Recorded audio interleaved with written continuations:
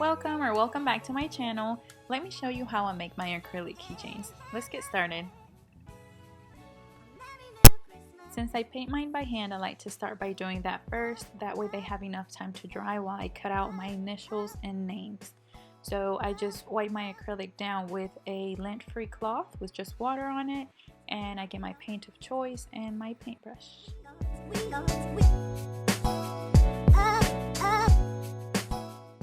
I simply start by adding a dime-sized dot of paint to one side of my acrylic. Then I go in with my paintbrush and start brushing horizontally. I worry about the sides first, and then I try to work the top and the bottom. I constantly turn it around to see what shape I've created so far and try to envision how my letters are going to look over that.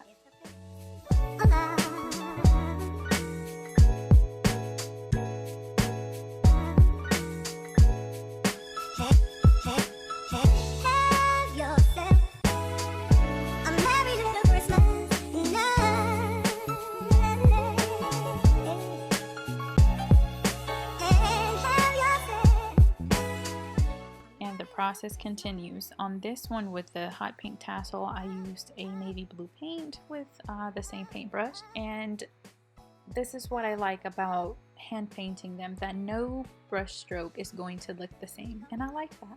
At this point you can go ahead and seal your paint. I chose not to seal this one, and also you can cut out your brush stroke with your Cricut.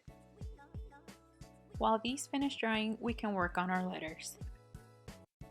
Starting on Cricut Design Space, my single letters are 1.5 inch wide by 0.8 of an inch tall. The name is also 1.5 inches wide, and then I just send them to my Cricut to cut.